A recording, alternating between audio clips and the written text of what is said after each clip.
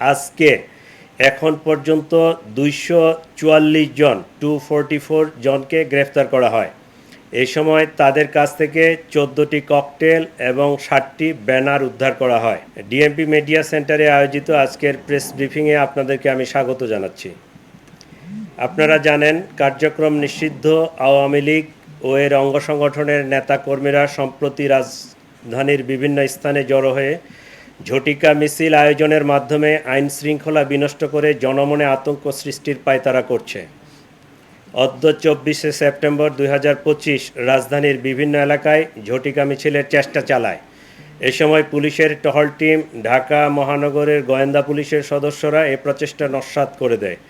স্থানীয় জনসাধারণের সহায়তায় Bangladesh police, specially DMP police এবং আমাদের গোয়েন্দা পুলিশ এই সকল ঝটিকা মিছিল হতে আজকে এখন পর্যন্ত 244 জন 244 জনকে গ্রেফতার করা হয়।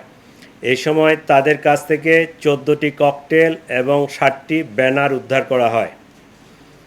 ডিএমপির ধারাবাহিক অভিযানে ইতিপূর্বে এই ধরনের মিছিল থেকে প্রায় 5 শতাধিক নেতাকর্মীকে গ্রেফতার করা হয়েছে এবং তাদের আইনের আওতায় আনা হয়েছে। ফেসিবাদের পতনের পরেও তাদের হীন তৎপরতা থেমে নাই। আমাদের প্রিয় মাতৃভূমি স্বৈরাচারের থাবা থেকে মুক্ত হয়ে যখন স্থিতিশীল অবস্থায় এসে একটি সাধারণ নির্বাচনের জন্য প্রস্তুতি নিচ্ছে, এ সময় কার্যক্রম নিষিদ্ধ আওয়ামী লীগ এবং এর অঙ্গ সংগঠনের সদস্যরা অপতৎপরতা চালাচ্ছে, যেটি আমরা বিভিন্নভাবে দেখতে পাচ্ছি।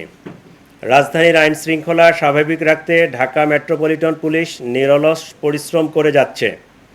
কার্যক্রম নিষিদ্ধ সংগঠনের অপতৎপরতা রোধে পুলিশের পাশাপাশি নগরবাসী সহায়তা করে যাচ্ছে।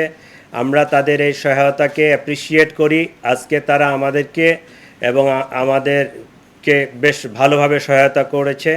এই সহায়তা যেন ভবিষ্যতেও অব্যাহত থাকে, এই জন্য আমি তাদেরকে আমাদের পক্ষ থেকে, ডিএমপি পুলিশের পক্ষ থেকে উদাত্ত আহ্বান জানাচ্ছি এবং আপনাদের মাধ্যমে ঢাকাবাসীকে আরও বলতে চাই যে আপনারা নাগরিক দায়িত্ব পালন করবেন।